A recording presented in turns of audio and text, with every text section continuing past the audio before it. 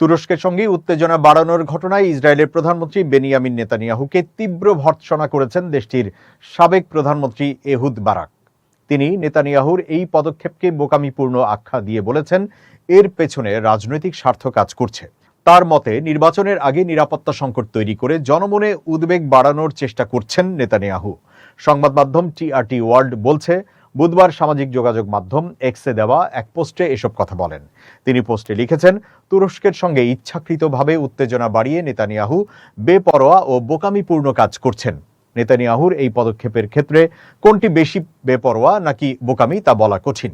তিনি বলেন, নির্বাচনের আগে ধারাবাহিকভাবে নিরাপত্তা সংকট তৈরি করে জনমনে উদ্বেগ বাড়ানোর পেছনে রাজনৈতিক উদ্দেশ্য থাকার বিষয়টি স্পষ্ট। তুরস্ক, ইরান বা বাশার আল আসাদের সিরিয়া নয় উল্লেখ করে বারাক বলেন, আঙ্কারার সঙ্গে এমন কোনো সমস্যা নেই যার সমাধান করা সম্ভব নয়। যোগাযোগের মাধ্যমে তুরস্কের সঙ্গে যে কোনো কৌশলগত সমস্যা দীর্ঘমেয়াদে সমাধান, নিয়ন্ত্রণে রাখা কিংবা পিছিয়ে দেওয়া সম্ভব, কিন্তু নেতানিয়াহু পুরোপুরি নিয়ন্ত্রণ হারিয়ে ফেলেছেন। এহুদ বারাক আরও বলেন, ইসরায়েলের নিরাপত্তার চেয়ে নেতানিয়াহু এখন রাজনৈতিকভাবে টিকে থাকাকেই বেশি গুরুত্ব দিচ্ছেন। যুদ্ধের লক্ষ্য অর্জনে পুরোপুরি ব্যর্থতা এবং সম্ভাব্য রাজনৈতিক পরাজয়ের মুখে তিনি যেন নেশাগ্রস্ত জুয়ারির মতো আচরণ করছেন। তিনি বলেন, নেতানিয়াহুর বেপরোয়া কর্মকাণ্ড বিশ্ব মধ্যপ্রাচ্যে ইসরায়েলের যেসব মিত্র বন্ধু এখনো রয়েছে তাদেরও গভীরভাবে উদ্বিগ্ন করে তুলেছে।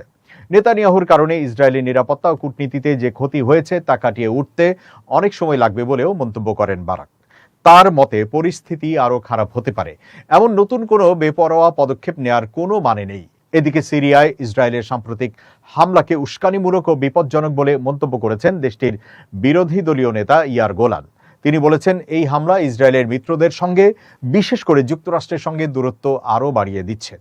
ইসরায়েলের ডেমোক্র্যাটস পার্টির নেতা গোলান বলেন, এই হামলা ইসরায়েলকে তুরস্কের সঙ্গে সংঘাতের আরও কাছাকাছি নিয়ে যাচ্ছে। এক্সে দেওয়া এক পোস্টে তিনি বলেন, রাজনৈতিক স্বার্থে আবারও সামরিক শক্তি ব্যবহার করা হচ্ছে, আর এর মূল্য দিতে হচ্ছে ইসরায়েলকে, বিশেষ করে দেশের নিরাপত্তার ক্ষেত্রে।